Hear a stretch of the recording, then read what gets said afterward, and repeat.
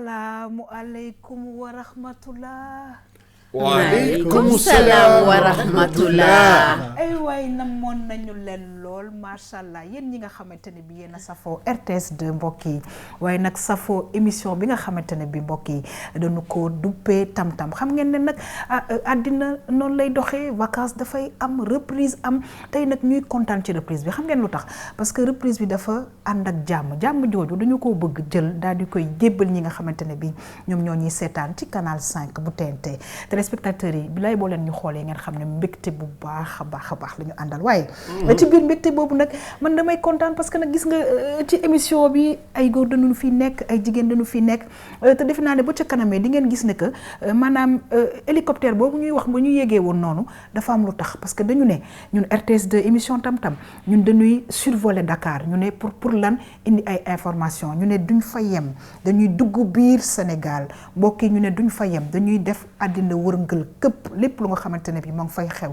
mën ñoo jëriñ RTS 2 dana ko indi ànd ak yéen waaye nag bu leen fàtte nag ne que altine lay am ba samedi léegi nag émission bi 21h incha allah la ñu koy diffuser waaye nag mbokk yi sama chroniqueur yi moom liñ naan dama leen def fii te nag rawatina kii toog fii moom Khady Didi dama ko def fii parce que nag Khady Didi mbokk yi saa su ne xam ngeen ne moo ñuy indil bon plan ñu ngi nuyu nag képp ku nga xamante ne bi chroniqueur nga ci émission bi te teewoo fi tey waaye xam ngeen ne nag tam-tam démarré na dinañu gis ñëpp Khady maa ngi lay nuyu c'est un très grand plaisir Khady de te recevoir kontaan vraiment di àndaat ak yow ci 4e saison parce que dañuy sant yàlla bu ñu ne benn ne ñaar ne ñett ne ñeent dafa mel ne téléspectateurs yi ñoo ciy jàpp dafa mel ne chroniqueur yaa ngi ciy jàpp kon nag loolu Khady mbégte rek maa ngi lay dalal jàmm la grande Saint-Louisienne.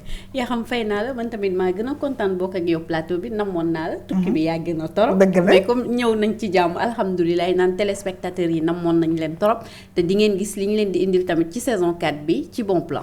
kontaan naa bu baax a baax waaye nag dañuy kontaan parce que bu ñu waxee tamit àddina dañu ne environnement da cee am solo te nag ki nga xamante ne moom la RTS 2 dénk environnement muy Marième Meng su ma ko gisee Marième di arrosé Marième di wax attention daf leen nànk érosion côtière bi attention lii ak lii dañuy kontaan parce que saa su ne dafa am lu bëri lu ñu ciy jëriñ parce que àddina bi ñu dañoo nekk ci environnement bi war koo mën a sàmm ñuy xool nag naka la ñuy def ba mbir mi gën a rafet Marième saa su ne dama la koy wax gis nga na may kontaanee ci yow dafay mag ba léeg-léeg day génn studio bi Marième c'est un plaisir en tout cas recevoir at la fii ci émission tam-tam ñu ne saison 4.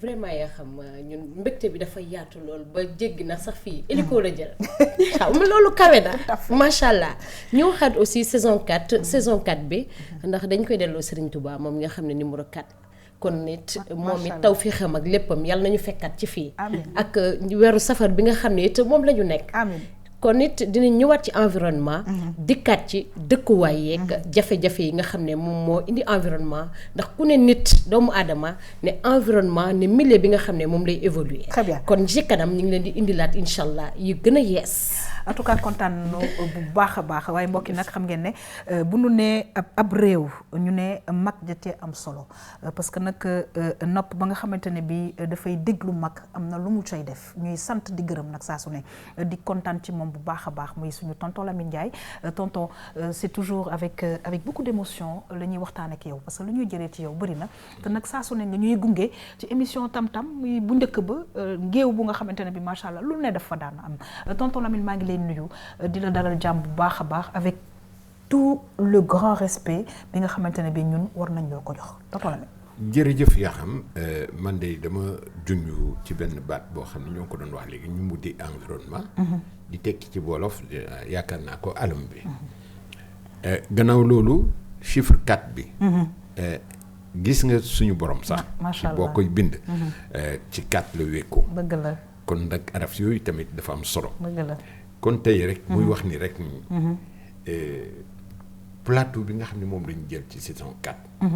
loolu lay wuyoo. dëgg la da nga ni jàmm. waaw. su ku moom jàmm lu dul suñu borom. dëgg la yàlla nañu ko may. mongoog. loolu la ñuy ñaan ci saison 4 bi yàlla nañ ko bokk ak bokk kook ñi nga xam ne nii dañu yàgg dañuy seetaan. absolument. mani. ku ñuy nëbb ci ron lal. waaw loo feeñ lay tam. en tout cas saa su ne tonton Lamine mbokk yi daf ñu koy faral di wax waaye nag gis ngeen émission tam-tam yëpp du mën a neex te du ñu am ay invité tey nag dañuy kontaan parce que xam nga suñu waxee tam-tam ci biir loolu am pecc da cay am te pecc boobu mbokk yi dafa dem ba ñu moderniser ko d'une certaine façon su ma waxee Mudra Afrique mbokk yi am na benn figure bu nga xamante ne bi mbokk yi xel day dem ci moom mu def nag liggéey bu mag parce que nag dafa dem génn Dakar dem ba dëkk bu ñu naan Tubaab Jalaw daal di fay def benn école bu ñu duppee école des sables waaye nag xam ngeen ne di ànd liggéey ak famille dafa am solo moo tax itamit mbokk yi damay am mbégte lool di recevoir ku nga xamante ne bi du ay dégg-dégg damaa dem ba foofu gis na nga xamante ne bi moom lay liggéeyee parce que dafa dem jàngi ko am ay lijaasa ñëw nag fii di ko partager non seulement avec les Sénégalais mais aussi avec les Africains ak yeneen i nationalités moo tax ñuy kontaan di recevoir monsieur Patrick Acogny dañuy kontaan lool ci vraiment nga toog ci suñu plateau parce que bu ñu ne tam-tam yaakaar naa ne na ngeen fay jàngalee yéen tamit léeg-léeg foofu dana rëkk bu am solo te na muy rëkkee li tax mu may neex dafay léeg-léeg am na salle boo xam ne dafa jàkkaarloog géej mu nekk tamit ay rythmes yu nga xamante ne bi et des sons qui se mélangent qui donnent quelque chose d'extraordinaire et vraiment benn inspiration bu nga xamante ne bi yeneen ko fay am ñoo ngi lay dalal ci sunu plateau monsieur Acogny. Merci, c'est un grand honneur kontaan naa pour invitation bi. Voilà, de ma bëggoon représenter mère bi suñu yaay comme on l'appelle maman Germaine ñu koy woowee. Voilà donc bon pour wax affaire fecc lan la suñu difficulté yi mais tamit lu ñuy def lu rafet dëgg la danse contemporaine ñu waxee danse contemporaine.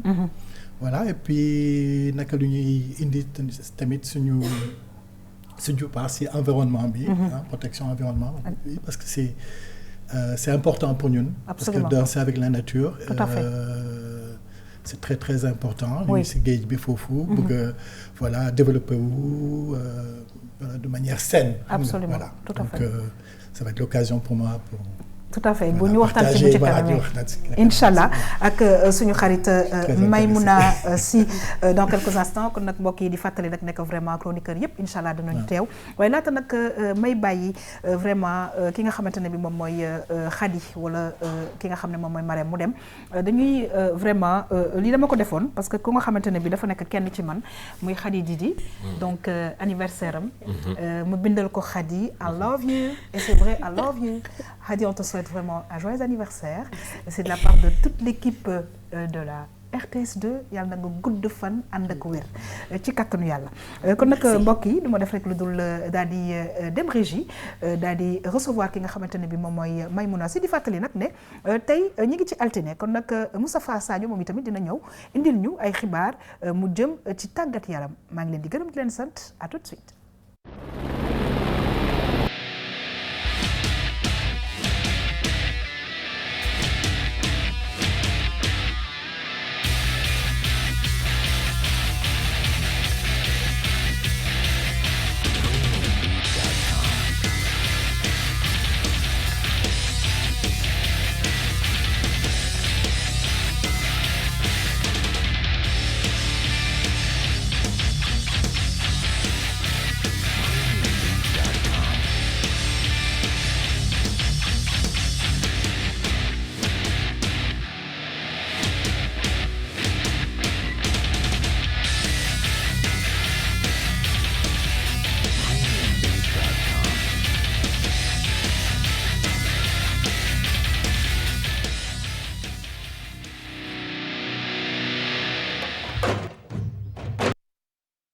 waaw kon nag duñu def rek lu dul laaj monsieur Acogny parce que defe naa ne ñun ñii ñëpp ñu ngi woon ci bande annonce bi yéeg ci hélicoptère bi sànq maa ngi koy wax parce que c'est important de survoler à travers beaucoup de choses li nga xamante ne bi mooy suñu dëkk suñu continent monde bi tout simplement pour à chaque fois dañu koy wax divertissement mais intelligent moom la ñu bëgg indi fii ci RTS2 peut-être un mot par rapport ak bande annonce bi nga gis.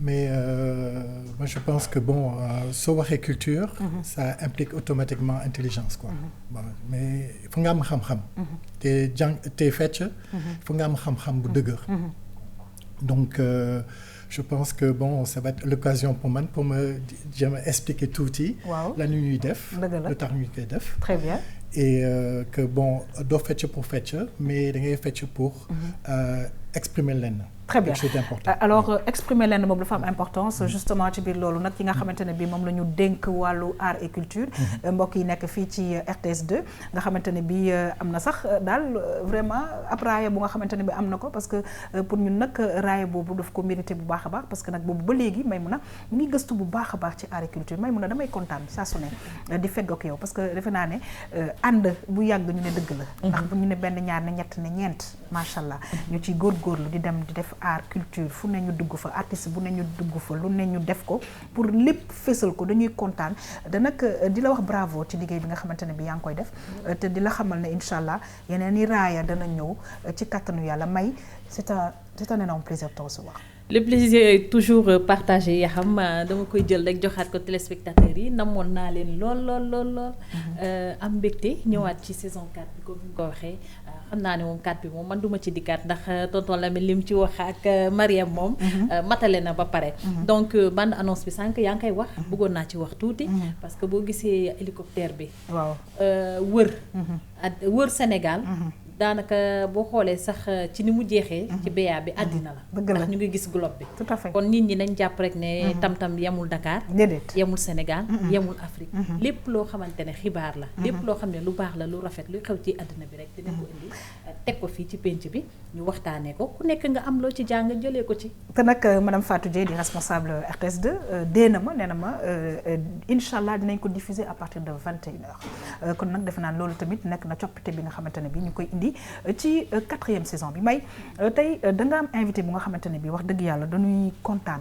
parce que sànq maa ngi koy junj tuuti bu ñu ne Moudra Afrique xel day dem ci Germaine Acogny ñu ne déeta waaye ñu ne Patrick ñu sanc lu am solo ci Sénégal parce que bu ñu ne école des sables ñi ko xamul dañu gis ne que nekk na lu ngande lu mag loo xam ne ñu bëri dañ fiy ñëw may ma jox la kàddu gi parce que nag wax dëgg yàlla am nañ information yu war a mën a jëlee ci monsieur Patrick Acogny. waaw ni nga ko waxee noonu la bu ñu ne école des sables nag xel yëpp dem ci tubaab jalaaw muy dëkkub lébu goo xamante ne nag foofu la maman Germaine comme ñoom ni ñu koy faral di woowee sanc école bi nga xam ne mooy école des sables bi muy bërëb boo xam ne nag dañ fay jàngale pecc mais pas fecc pour fecc ci weer bi nga xamante ne moom la ñu nekk novembre bi nag ñu nekk ci activité boo xam ne ñu ngi koy waajal looloo tax sax ñu invité fi Patrick xam naa ne soo mayee rek ñu bàyyi la ñu dem régie très bien ma bàyyi la nga lancer élément bi après ñu très bien dellu si waat yaatal kon nag mbokk yi du ñu def rek lu dul daal di dem régie daal di xool élément bi ñu ci may mun a indil dellu nag waxtaan ak monsieur Patrick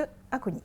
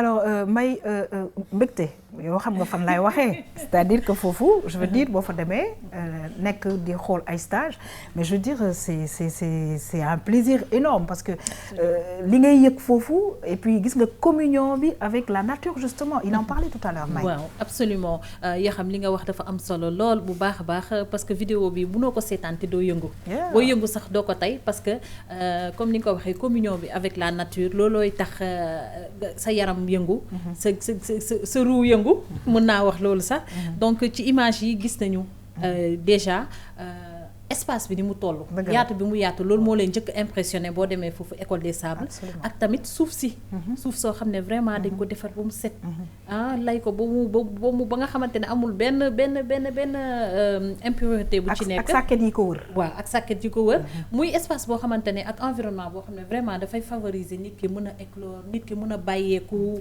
génnee li nekk ci moom donc déjà loolu c'est important je voulais le relever mais autre chose aussi mooy ni ngay gisee ci image yi ay stagiaires yu bari la ñuy faral di daal xam naa balaa ñuy gën a sori ci waxtaan bi rek ñu bàyyi Patrick exactement waaw présentation bi nga xamante ne jot nañ ko gis ci vidéo bi ana lan nga ñuy ciy dolli peut-être xëy na revenir un peu sur l'historique de l'école sànq yaa xam mu ngi doon wax ci Moudra Afrique bi nga xamante ne moo jiitu woon déjà ba école des sables ñëw dëgg la c'est vrai que bon Maurice Béjart ak Senghor Léopold Sédar Senghor en 77 dañu bëggoon créer benn école de danse africaine di def Moudra Afrique malheureusement ak Sénégal moo doon jox xaalis bi quoi les autres pays ne cotisaient pas ñu doon cotiser malheureusement kon Abdou Diouf ñëw mu tëj école bi ba nee na bon voilà xaalis bi Sénégal mënul supporter voilà kon ñu tëj Moudra kon idée bi dafa des ak maire bi quoi des ak maire bi et dafa dem Ziguinchor dem foofu commencé def ay stage international noonu mais toujours mu am xelam beneen école beneen Moudra d'accord ok xalaat lan laa mën a def fan laa ko mën a def en 95 dañu am dafa amoon kii les événements à Ziguinchor en Casamance kon mu bàyyi Ziguinchor ñëw fii dafa amoon benn stage bu war def mu ñëw seeti ki Gérard Chené ku nekk Sobo Badé waaw xam ngeen Gérard Chené haïtien acteur tout ça kon ñu ñëw Toubab Dialaw dañu soxloon benn espace et Gérard Chené fa amoon benn espace pour stage bi kon ñu def seen stage foofu commencé visiter àll bi waaw voilà parce que il faut dire que àll la woon. waaw àll la woon il y avait rien vraiment c'était vide complètement vide quoi. kon ñu dem si àll bi. gis fu ñu nekk léegi. gis foofu Helmut mooy jëkkëru kii maman Germaine. Helmut Vogt mu gis mu ne fii de baax na. donc école bi fii la war a nekk quoi. kon ñu décidé. tabax kii bi quoi. voilà ça a pris quand même. Presque 10 ans bala ñu réaliser espace bi quoi. Voilà donc léegi espace bi ça fait il y a 24 logements. Qui ay 72 personnes. Voilà am na restaurant am na ñaari espace de danse benn espace salle de conférence fu ñu mën a fecc tamit. Et voilà comme dañ ko gis voilà soruñu àll bi c'est à côté. Exactement. Et la mer aussi. Exactement. C'est à côté. Voilà donc voilà. Très bien alors peut-être tonton Lamine rapidement benn mot par rapport ak li nga xamante ne bi yow comédien nga. gis nga vraiment lieu bi nga xamante ne bi choisir nañ ko. pour def vraiment école de danse. te école de danse bi di ci extraordinaire mooy léeg-léeg sénégalais sax xamuñu école de danse valeur bi. mais ñi nekk ci biti ñoo ko xam parce que dañ fiy ñëw di fi passer ay ab diir pour jàng. fecc tonton Lamine.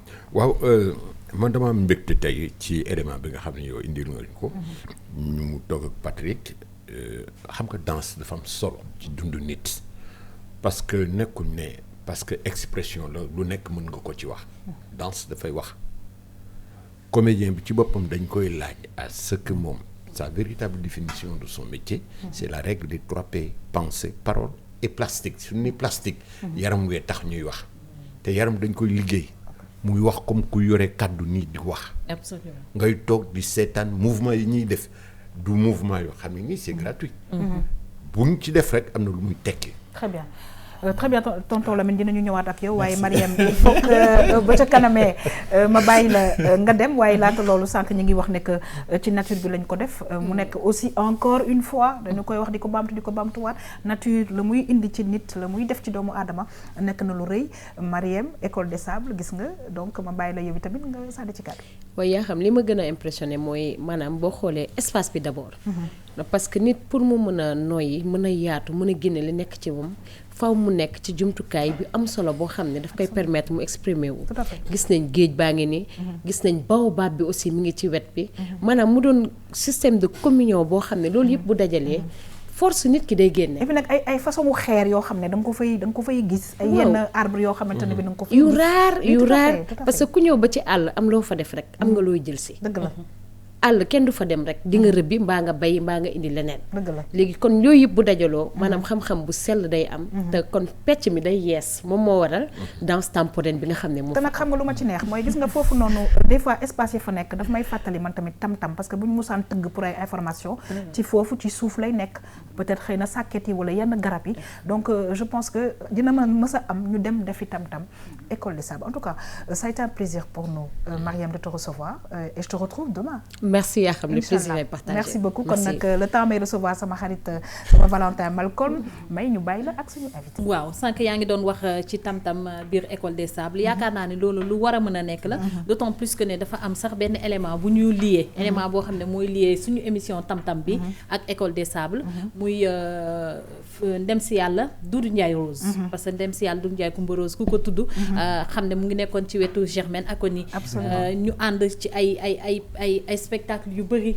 ànd ci lu rafet yu bëri yu ñu def yoo xamante ne àdduna yëpp gis nañ ko wante mu ànd doon ko tëggal ñun tamit tam-tam li nga xam ne mooy suñu générique Doudou Ndiaye Rose moo ko tëgg donc je pense que ne loolu lu war a mën a nekk la alors peut-être pour poursuivre ci li nga xam ne mooy École des Sables bi Patrick bëggoon nañu tamit nga ñëw ak ñun un peu ci stage yi nga xamante ne da ngeen ko fay def nan lay demee exactement gis nañ ne du ay sénégalais donc ñoo fay ñëw et puis tamit yenn saa yi dañu gis ñoo xamante ne sax c'est des professionnels ay chorégraphes bàyyeekoo ay réew yu sori ñëw uniquement pour def fi stage wala ñu leen di yónnee sax des fois ay étudiants yoo xamante ne dañu jàng lii di danse kon École des Sables centre de formation professionnelle pour fecckat la ay professionnels ñoo fi ñëw maman Germaine day wax que c'est la dafa bëgg que École des Sables nekk la maison de la danse en Afrique kon c'est ouvert à tout le monde d'abord aux Africains moo tax waaw ñu ngi koy gis nii sax maman Germaine ci image yi waaw oui kon d'abord aux Africains moo tax on a toujours en moyenne 15-20 nationalités différentes ñu fi ñëw on parle anglais on parle français alors justement dama doon ñëw tuuti ci langue bi parce que sànq maa ngi la gis ci élément bi yaa ngi làkk anglais donc làkk yu bëri da ngeen di obligé di ko wax pour parce que ñi ngeen di recevoir moo tax dëgg la voilà je suis parfaitement bilingue parce que bon j'ai travaillé en Angleterre aussi pour mon métier donc c'est vrai que bon am nañu ay hispanophones ay lusophones ay anglophones ay francophones voilà donc te professeurs ñooy invité ay chorégraphes ils viennent aussi des 5 continents ñu waxee y a 5 continents il y a des asiatiques il y a des américains du nord du sud ay européens normal voilà naturellement et puis ay africains tamit te yow tam nga baal ma dafa am vraiment da nga dem gëstu dem jàng li nga xamante ne bii moom mooy fecc fan nga ci yegg bon man j'ai fait parallèlement pratique ak théorie d'accord dama dem université Angleterre ak Paris 8 en France def doctorat département danse parce que am na département fooy jàng fecc quoi voilà les arts de la performance ñu waxee performing arts voilà dama ko jàng voilà dama am benn doctorat kon mun ngeen wax docteur Acogny très bien alors mais bon ça c'est un aspect mais pratiquement mu gën a important si man parce que artiste là te dirigé naa benn compagnie de danse en Angleterre dama ñëw fii dimbali sama yaay ak école bi bon comme mu commencé Maguette, Mais malheureusement. elle danse toujours, hein. Mais elle danse toujours. Aussi À bien, 74 ans, elle danse toujours. Aussi bien. C'est important qu'on le dise. Des fêtes, mais dafa bëggoon bàyyi direction bi. Comme ça, mu continuer fête tuuti. Très bien. Voilà, comme Très bien. me jël direction bi. Kon maay décider programme bi naka lay demee. Ok. Et donc on accueille des artistes d'Afrique d'abord et puis des artistes des 5 continents. Très bien. Alors ça va me permettre de recevoir justement sama Valentin Malcolm namoon naa la bu baax a baax Malcolm yow tamit yaa ngi ci biir art bi kon nag nga gis ne lépp lu waay di def na cay gëstu ba léegi-léegi sax am ci yenn lijaasa yi dafay am solo kon nag ci biir loolu ci 4e saison bi dañuy am mbégte mais vraiment énorme à chaque fois di le recevoir te xam ne yow tamit yaa ngi wëyal vraiment liggéey bu rafet ci RTS2 rawatina émission Tam Tam.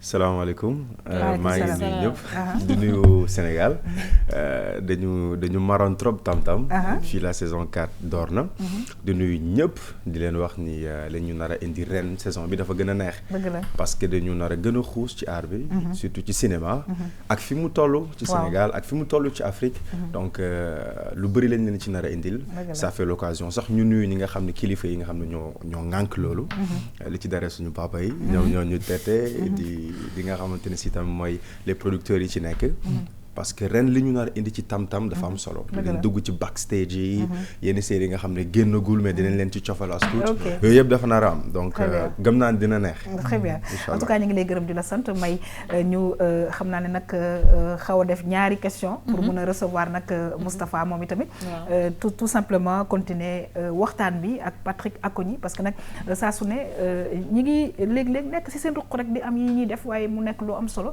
léeg-léeg nag mu am ay événements yi nga xamante ne dañu koy fësal bëgg nag vraiment nit ñi ñëw ci tamit. waaw absolument yaakaar naa foofu la ñuy jeexalee sax ndax sànq maa ngi koy junju da ngeen nekk di préparer benn gala boo xamante ne da ngeen ko bëgg organiser fii ci Sénégal man je pense que ne sànq maa ngi ko koy wax avant ñuy yéeg ci coulisses yi ma ne ko xëy na boo waxee gala ñi seen xel dem ci événement boo xamante ne peut-être xëy na mën na am caractère commercial mais lii institution culturelle la comme ni mu ko waxee sànq école des sables mën nañu wax ne maison de la danse africaine la bu nekkul Afrique yëpp itam Afrique de l'Ouest bi bokk na ci institution culturelle yi ñuy jàngee danse yu gën a mag bu xewlee war a organiser dara c'est tout à fait normal qu'une chaîne culturelle comme la RTS2 ñëw waxtaan si donc ñu ñëw ci événement bi nga xam ne moom ngeen war a def le 30 novembre Patrick. waaw dëgg la le 30 novembre dañu am benn gala te jamais nag ñi dina fecc donc ça c'est important de le souligner waaw duñ ko organiser parce que xam nga soo amee institution soo bëgg liggéey def liggéey bu baax nga soxla xaalis l'argent c'est le nerf de la guerre absolument tout à fait du dëgg donc on a traversé des difficultés ñu sollicité suñu xarit yi ay donation tout ça mais bon ba léegi bon des na te le ministère de la culture jox nañu 3 millions voilà en tout cas 15 000 euros ça c'est sûr l'équivalent de 15 000 euros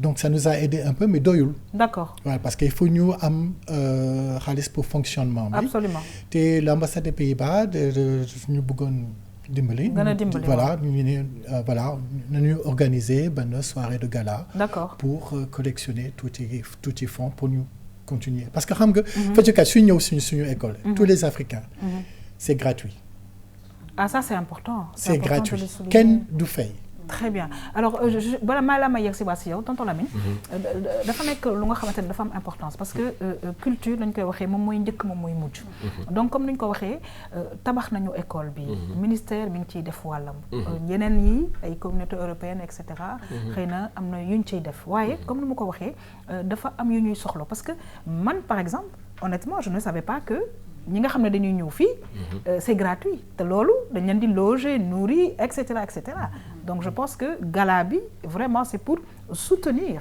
la culture kooku lu am importance la te ni mu ko waxee yaakaar naa ne kenn ku nekk war nañ cee dugal dërëm bu dul dara sax muy culture bi nga xam ne moom dañuy jàng ci dëkk bi ñu yëkkati ko teg ko ci yow culture du dara lu dul lii nit ki nekk ak lu koy defar kon war nga ci dugal sa loxo parce que jàppale wuloo ko moom rek mais ñi ngay jàppale mooy ñi nga xam ne ni ñoo booloo di fa ñëw ci biir école tout à fait te ko xam Germaine. xam ni xel ni bu dul dara sax xolam rek. war nañ ko mën a kii ndax sénégalaise bi mu doon. alors c'est la grande Germaine Acogny bi nga xamante ne bi maa ngi koy nuyu bu baax a baax di ko def beaucoup de bisous ñu ngi nii di ko gis. elle est magnifique comme dame. alors on va terminer Maï. waaw on termine juste peut-être en donnant la parole à Patrick ñu bàyyi la rek comme da ngeen nekk ci lancé wu. di ut ay partenaires di ut tamit naka la ñuy def ba jàppale École des Sables bi ñu bàyyi la rek nga jeexal ak sa dernier mot peut-être un message. Man je pense que de toute façon si ñu bëgg a continuer il faut que ñu am implication de l'État. L'État doit contribuer à la culture davantage. Je pense qu'il y a des efforts qui sont vraiment faits dans ce sens-là. Il faut ñu wax dëgg. Les efforts sont faits mais doyul des na. Donc puis il faut ñu xalaat tamit que bon su ñu waxee danse. fecc du amusement rek. C'est important. Voilà c'est au même niveau que le théâtre. C'est un développement culturel, développement personnel, développement du pays aussi quoi. Tout à fait. Développement du pays te bëgguma ñu xalaat wala kii ak ñoom ay fecckat la rek. voilà ñu gisee de temps en temps. ci clip yi. du loolu.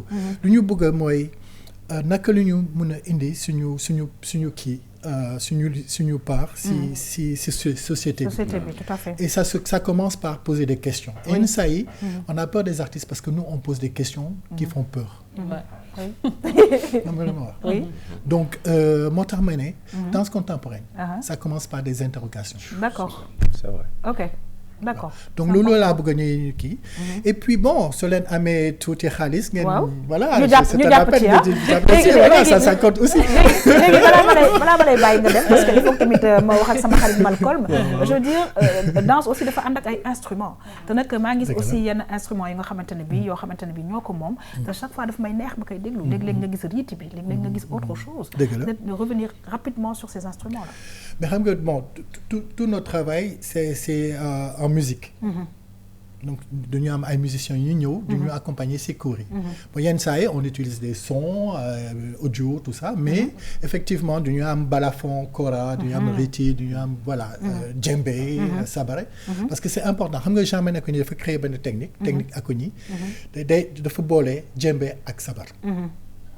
tu vois donc c'est important parce que suñu liggéey mooy. de la tradition vers le contemporain. D'accord. Tradition bi dafa important. Waaw. Ça veut pas dire que dañuy bàyyi tradition bi non.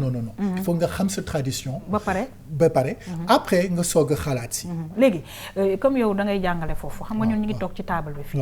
est-ce que mën nañu am benn mouvement bu ñu mën a dem rek ma wax ak Malcolm après yow ñu bàyyi la nga dem est-ce que loolu yomb na. benn mouvement. waaw benn mouvement bu simple. waaw ayca. xam nga base technique Acogny. waaw c'est le mouvement de la colonne. waaw nii. waaw ayca. waaw tonton Lamine. waaw nii ayca. may. yëngal seen kii voilà. nii waaw nii. yëngal mbaa jumbax bi quoi voilà bu doon fàtte jumbax bi tamit. ak jumbax bi tamit. il faut de ko décider. kuy yëngal saw dënn la war ngaa xam na nga ko yëngale. dëgg la Bravo. En tout cas, monsieur Acogny, Patrick, ça a été un plaisir en tout cas pour la RTS2 ñu recevoir là parce que important na vraiment may li nga ñu indil tey École des Sables ak gala bi nga xamante ne bi ñoo ngi koy fas yéene parce que nag la ñuy jàngale wax na ko nationalité bu ñuy ñëw c'est gratuit il faut ñu am des moyens et je pense que accompagner culture mooy accompagner dëkk tout simplement en tout cas ñu ngi lay gërëm di la sant encore une fois ñu ngi lay yónnee beaucoup de bisous à la maman parce que suñu xarit la xam nañ ko bu baax a baax di souhaiter nag vraiment plein succès ci manifestation bi nga xamante ne bi yéen a ngi koy amal le 30 novembre inchallah. Merci beaucoup merci pour l'accueil. C'est nous. Merci. Oui Malcolm. juste lu am importance. parce que danse contemporaine dama ko doon seetaan. mais à Saint-Louis ci laa découvrir festival duo solo. dëgg la waaw Alioune Sarr. après avec le feu Charles Camara professeur Pitani. mu initié ma ci danse contemporaine ci festival duo solo. mais affaire bu extraordinaire. pourquoi parce que la danse contemporaine. à un moment donné on n'a même pas besoin de body électrique. ou de son. à un moment donné da ngay toog sax yow da ngay bëgg a fecc parce que li ñuy fecc c'est-à-dire dañuy wax ak yow. lay dañuy xëcc. dialoguer ak yow. Mais oui. Des fois ñoom je sais pas ndax dañ koy entraîner ou pas mais dañuy ñëw ba ci yow. Oui, oui. di Des fecc messages, dem- c'est des oui. messages. mais à un moment donné je me suis dit attends mais lii. dama ko doon seetaan je pensais que benn kii la rek. mais ñoom des fois sax ñu freestyle ci danse boo xam ne c'est vraiment sad. c'est-à-dire c'est Absolument. vraiment triste. En tout cas, donc danse contemporaine je pense que c'est bien am ñu toog di ci développer. ñu bañ ko jàppee foofu. Malcolm daal tey daal man daal Yëngal en tout say cas daal man waaw en rythme dafa am loo xam ne daf ko wax mu am solo. rythme jëmbe. ak rythme sabar. da nga leen dégg kii gàllan lañ koy tëggee kii ay loxo lañ koy tëggee. mais son yi. wuute gu ñuy wuute ba nga mën koo dajale ba composer ko. def ci benn symbiose boo xam ne nii beneen déggin lay. waaw te nag loolu foofu laay jeexale nag parce que xam nga ñun dañu bëgg affaire culture dañuy continuer kon. waaw gis nga loolu nga wax noonu galang bi noonu bu tëggee. waaw jëmbe bi ak loxo ak loxo yi. yi. plein air. mu jàkkaarloog géej. ça donne quelque chose d'extraordinaire. Plein succès Tout à à cette grande manifestation. Malcolm merci beaucoup. Merci à vous. mbokk yi ma daal di nag recevoir ki nga xamante ne bi mooy suñu xarit Moustapha Sadio ñu ñëw ak moom ci mbirub tàggat yaram.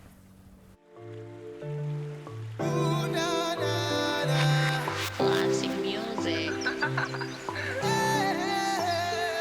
sa abraas lañu boole ñaari ruu yi àdduna du woon tukki te gisew ñu ba noppi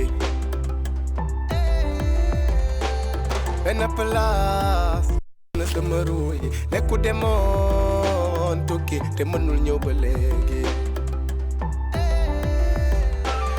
jànna keek ba neex di ma këli-kële kañ lay doon ak nu may def ba gis la taan ma xëy nu gën neex du kii du kële nga ne woon ci yoon nu may def ba mis la stagiaire la woon CV bi dem na fu ne ndekete yoo du ma liggéey ci ñoom du janeer dañ ma la woon mbégte la yoo seede bi daj na bu dee yaay jur samay doom sunu rëbbën xamoon naa ni daanu daje te du mu roog leen xamoon naa ne bés bu ñu dajee mooy dàkk mu roog leen ma la fen gi mi yowee ñu wan dem feneen dem dee ma la kenn ku kenn ci ñoom ku mën dara ci ñun te ñun soxlaw ñu tooñ ma maa lay baalu wax leen ma kañ lay dellu ku sañate ma mbaalu boo ma meree mu waar bàyyi leen ñu wax lu leen neex gisaguma lu ñu war a tere dem li ma yëg xajul ci ndab du jeex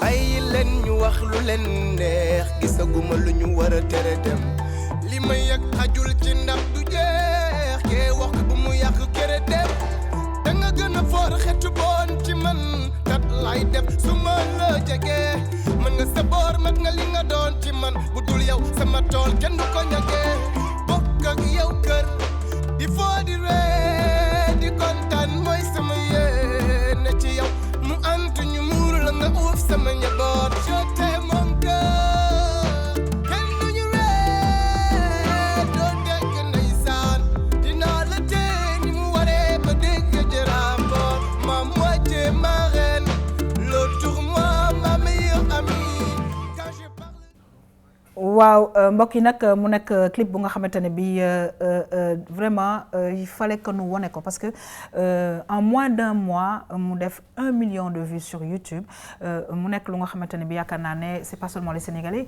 ñu bëri ñu nekk nag ci réseau yi bëgg nañ ko gis nañ ko Patrick xëy na benn mot par rapport ak jeunes yi nga xamante ne bi ñu ngi fësal aussi li nga xamante ne bi mooy sunu culture parce que li ko gis di nga gis quand même cosaan bi nga xamante ne bi mooy sunu cosaan bi ñu moom. Oui, c'est vrai.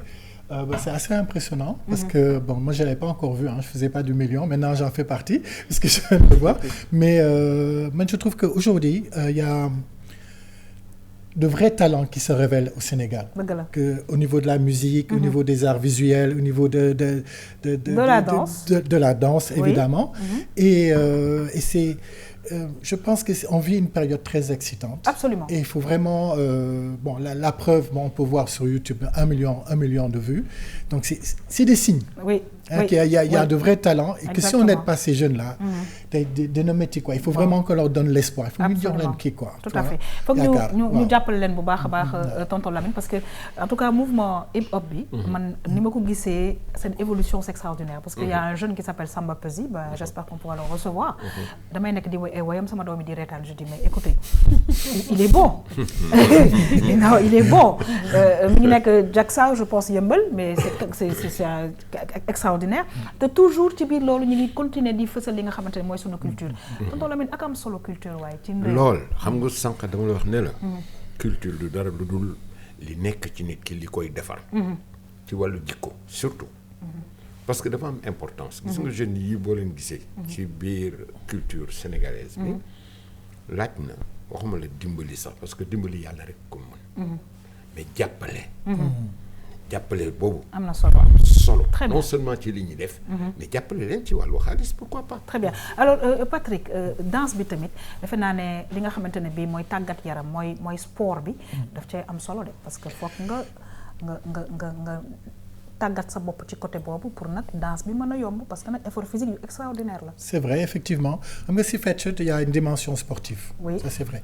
La différence avec le sport, c'est que tu as une expressivité. D'accord. Expression. Très bien. Looy wax, looy exprimer, looy xëy na message la xaw ma. En tout cas, pour man interrogation la toujours. Très bien, très bien. Non, mais effectivement, c'est très important. D'ailleurs, soo gisee danse urbaine yi, b-boy yi ñuy def. Voilà, il faut ñu am entraînement wu dëgër. Soo ñëwee école des sables, il faut nga def sa footing, def sa kii, entraînement, def sa musculation parce que soo buggee performant waaw. soo buggee nekk voilà, hein. Et puis en âge aussi, il faut que, voilà. Absolument, tu vois, c'est important. Voilà, maman Germaine de femme 74 ans, mais chaque jour, day entraîner wu. Très bien loolu nag entraînement bi dafa am solo waaye nag ci biir loolu xam ngeen ne waxtu tàggat yaram yegsi na kon nag ma dem régie fas yéene waxtaan ak sama xarit Moustapha Sadio.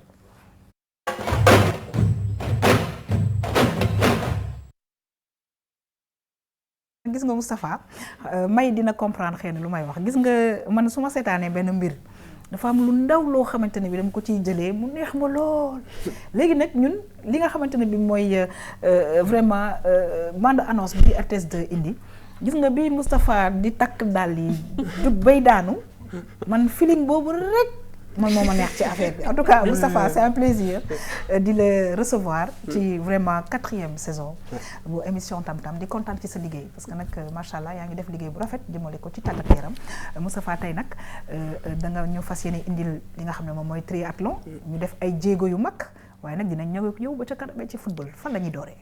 ci triathlon la ñuy dooree mais laata loolu may nuyu invité bi. Patrick Kakoni.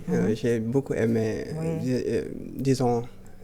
École bu muy représenté di nuyu tonton Lamine di nuyu May di la nuyu également yaa xam di nuyu tous les téléspectateurs ñoo xamante ne namoon nañ Tam Tam bu baax a baax c'était 2 longs mois yoo xamante ne ils étaient sevrés de leur talk show préféré di leen indil nag pour une fois n'est pas coutume leneen lu dul football par exemple cette fois-ci triathlon la ñuy dooree pour cette reprise triathlon nag je pense qu'on a eu le plaisir ici dalal fii chargé de com woon comité de promotion triathlon la mais dañ def ay jéego yu leen permettre nag 5 ans après leur lancement ils ont été érigés en fédération. C'était le 17 octobre dernier au niveau du salon d'honneur du stade Léopold Senghor. Très bien. ñu xool seetaani élément bi moom la ñuy gis. kon nag ñu dem seetaani élément exactement donc processus bi la woon on voit Boubacar Gaye moom nag moom à la fin de l'assemblée générale moom la ñu porté à la tête de l'instance. C'est le premier visage photo de famille boobu noonu ngeen gis. C'est les membres du nouveau bureau de la fédération sénégalaise de triathlon. D'accord. Boubacar Gaye nag moom mooy le tout nouveau président de la fédération. Donc triathlon nag dafa. sport bu yombul la de. non yombul dafa pour rappel rek combinaison de 3 sports la. Natation la ñuy dooree. En distance olympique bon je vais pas rentrer dans les détails. Natation la ñuy dooree ensuite on enchaîne avec du vélo. Oui. Et on termine avec de la course à pied. Exactement donc sport bu exigeant là. Oui, très. Mais gis nañ ni au Sénégal quand même ça commence à se développer. Absolument. xam naa moom moo indi sax disons cette érection en fédération. bu ñu paree si loolu peut-être dinañ déglu un petit peu réaction Boubacar Gueye, mooy président fédération. Très bien, alors on y va, c'est parti. À notre comité de passer en fédération et de bénéficier encore de la confiance aujourd'hui des clubs. C'est ce qui aussi dénote des résultats probants que nous avons réalisés parce que nous avons travaillé en équipe pendant ces 5 dernières années.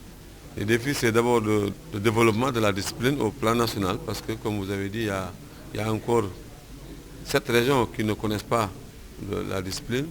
Il y a les responsables de clubs, surtout certains clubs qui sont distingués, notamment de Ouakam, de Yoff, de Ngor, je pense que, et des BCAO, il y a beaucoup de clubs aujourd'hui, mais je pense que le peloton de tête, c'est véritablement ces 3 clubs.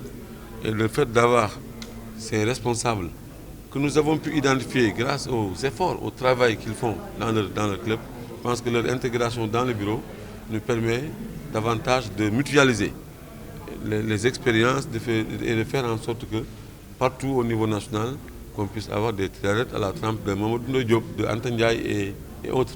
Je pense que c'est ça l'intérêt. Pour la présence genre, c'est un critère obligatoire au niveau du triathlon d'avoir au moins le tiers, ils disent, dans les instances. Bon, si ce n'est pas atteint, il y a un minimum, c'est le quart. Je pense que nous sommes à ce niveau. Et vous avez vu la forte présence féminine chez nous. Je pense que personne ne sera frustré. On essaiera de faire en sorte que toutes les compétences soient utilisées dans le cadre des différentes missions.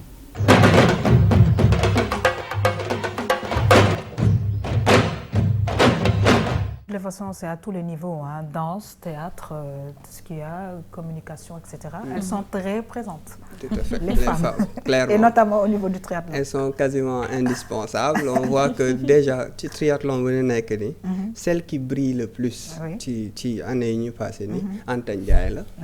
Récemment, elle a décroché une médaille d'argent dans les Jeux de la zone ouest, en triathlon exactement. Elle est championne d'Afrique dans sa catégorie également. Très bien. Et elle a pour objectif représenter Sénégal aux prochains Jeux olympiques au Japon. Très bien. Alors, am nañ beneen réaction bu nga xamante ne moom itamit am na solo. Kon nag ñu dem seeti ko dellu si waat. Je voudrais d'abord féliciter le président Boubacar, premier président de la Fédération sénégalaise de triathlon, et les équipes qui ont été élues à ses côtés, qui vont l'accompagner pour l'ensemble des projets pour ces 4 prochaines années. Je voudrais également souligner la tenue harmonieuse de cette Assemblée générale et je dirais harmonieuse tout dans le respect bien sûr des règles statutaires imposées par le ministère des Sports sénégalais. Le Sénégal est une des grandes fédérations, maintenant on peut parler de fédérations, des grandes fédérations de triathlon sur le continent africain. Il reste encore beaucoup de choses à faire, je l'ai dit ce matin, il faut apprendre à faire les choses doucement, avec patience, mais je suis convaincu qu'avec les équipes en place, avec la dynamique qui a déjà été insufflée au Sénégal ces dernières années, nous aurons du triathlon au Sénégal, du triathlon pour tous, pour les petits, pour les enfants, pour les grands, et puis demain ou après-demain, de grands champions sénégalais sur les épreuves internationales et pourquoi pas aux Jeux Olympiques. Il faut un site intéressant, un site attractif pour les triathlètes, pour les sportifs, pour les spectateurs, pour les médias. Et il faut également que les autorités permettent la pratique de cette compétition, fermeture de route, autorisation, sécurisation des principaux parcours. Et je pense que nous aurons à Dakar, le 9 décembre, l'ensemble de ces conditions réunies pour que cette première Coupe d'Afrique se passe pour le mieux. Et c'est important puisque, je pense que nous en parlerons, mais le Sénégal, Dakar recevra en 2022 les Jeux Olympiques de la jeunesse. Et donc il faut que très rapidement, la Fédération sénégalaise de triathlon s'inscrive dans cette dimension d'organiser, bien sûr, avec le soutien de la Fédération continentale et internationale, le triathlon à Dakar pour les Jeux olympique de la jeunesse en 2022.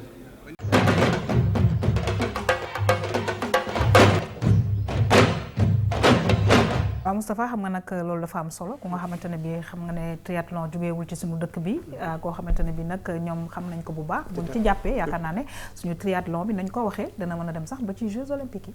Complètement. C'est que la Fédération internationale ak la Confédération africaine de triathlon dañu seetlu complètement les progrès réalisés quand même par le Sénégal. En 5 petites années, nous compétitifs au niveau africain déjà, mais ils ne sont pas non plus ridicules à l'échelle internationale. Moi, c'est un soutien, ça s'est vu. On a eu les 2 membres Confédération africaine et également membres Fédération internationale. Nous avons supervisé le processus pour voir comment ça se passe. Mais évoquons également événement au mois de décembre, le 9 décembre, Sénégal est abrité, championnat d'Afrique de triathlon, ce sera ici à Dakar. Très bien. Et donc c'est déjà un événement majeur pour une si jeune fédération qui vient d'être mise en place. Nous avons un petit peu cette expertise. En projection de dans 4 ans, Sénégal est abrité, Jeux olympiques de la jeunesse, c'est 3 sites au Saly, Diamniadio et Dakar. Très bien. Quand on a une place pour Mac dans le niveau mondial, j'allais dire. Alors, Denis, où est le photo? Exactement. C'est toujours le triathlon. Disons que c'est des résultats du week-end, tout fraîchement tombés. 2 athlètes sénégalais, Anta Ndiaye et Mamadou Ndoye Diop, les 2 champions du Sénégal. D'accord. Nous avons à Accra, représenté le Sénégal aux Jeux de la zone ouest. Très bien. Ils ont malheureusement décroché que la médaille d'argent, alors qu'ils étaient tenants du titre. Ce sont des Ghanéens qui se sont imposés en Tigornier, Sidigeni, avec médaille d'or. Très bien. Quand nous terminons les Exactement. On a terminé avec football. C'était presque inévitable d'en avoir. C'est les résultats du week-end en football. Je ne sais pas si vous avez un tableau, sinon on va juste dire que AS Pikine dafa daan Jaraaf ñaari bal ci benn. Résultat important, Jaraaf tenant du titre là. Peut-être signaler également que Génération Foot dafa confirmer également Teungueth FC gagné son 2e match en 2 journées. Très très bien. En tout cas loolu nga ñu indiloon tey ci li nga xamante ne moom mooy tàggat yaram ñu ngi la ciy gërëm di la sant bu baax a baax muy sa première émission ci saison 4 ñu ñaan yàlla nag mu wéyal bu baax a baax ba noppi nag suñu gaynde yi ñu leen di ñaanal jàmm parce que ñu ngi ci yoon ba di dem Guinée équatoriale yàlla nañ leen fa yàlla may ndam quoique ñoom qualifié nañ ba pare mais toujours ça fait plaisir ndam yi en tout cas ñu ngi lay gërëm di la sant bu baax a baax di gërëm encore une fois suñu mbokku téléspectateurs yi ñu seetaan mbokk yi ñu ñëw ak yéen nag ci li nga xam ne moom mooy Vue sur la toile.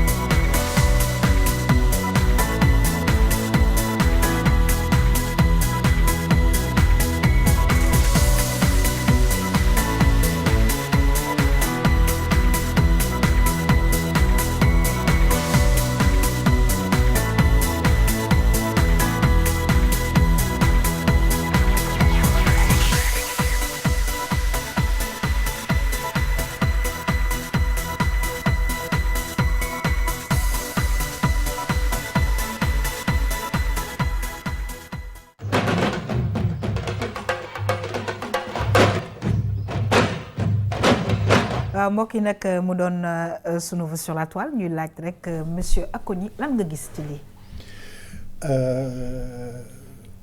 Perspective lu ñu waxee perspective.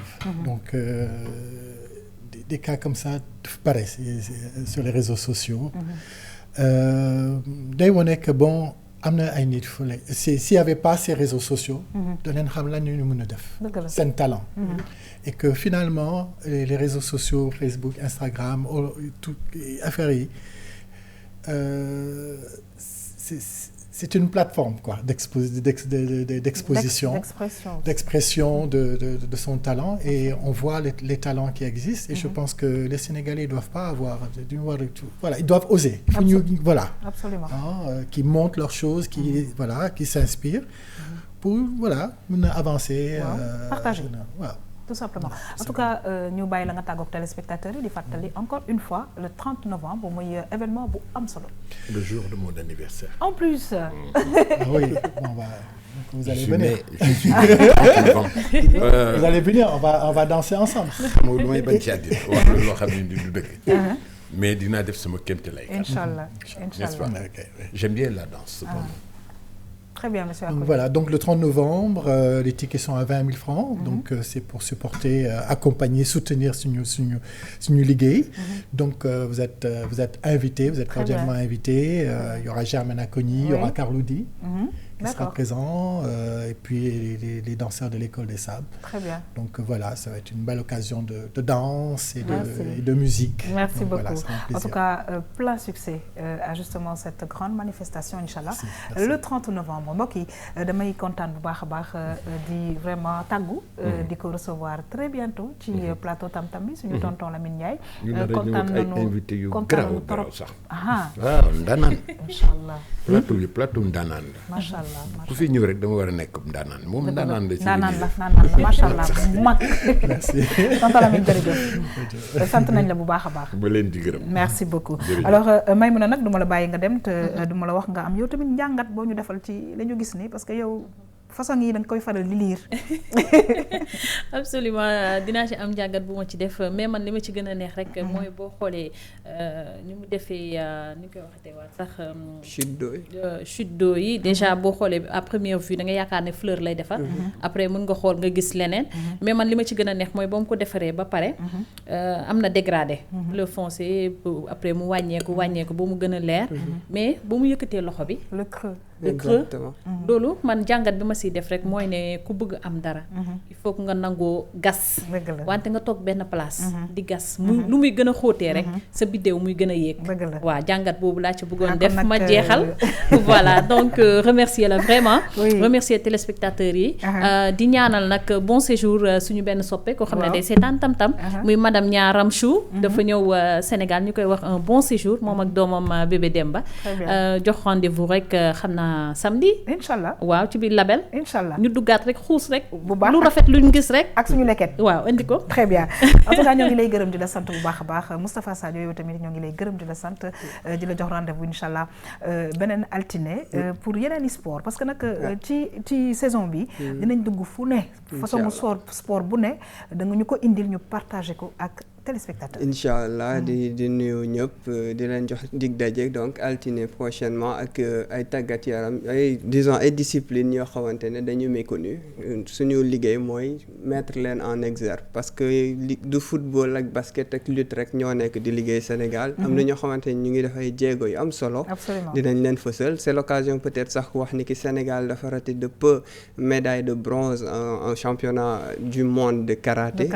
démb la xew. battu par l'Italie pour la finale du bronze donc dinañ jox dig daje altine. très bien en tout cas maa ngi lay gërëm di la sant waaye nag mbokk yi di beral ngërëm bu baax a baax ñi nga xamante ne bi ñoo nekk ci wàllu technique bi fii ci RTS2 su ma limee damay juum je pense que bu du woon ñoom xëy na du ngeen ñu gis du ngeen ñu dégg en tout cas ñëpp gërëm naa leen sant naa leen di gërëm nag le staff justement de RTS2 di ci jiital madame Fatou Dieye di responsable bi di nuyu bu baax a baax monsieur Omar Ba waaye nag di nuyu di beral ngërëm bu baax suñu directeur général monsieur Racine Talla mbokk yi may nuyu nag couple bu nga xamante ne bi dañuy faral di seetaan ñu ngi nekk fële ca Wakam Ababacar Badji waaye tamit soxnaam Binta ak la petite Adji di nuyu képp ku nga xamante ne bi safoo nga ñu mbokk yi ma leen di jox rendez-vous inchallah suba pour beneen émission Tam Tam bonne suite des programmes sur cette très belle chaîne au revoir.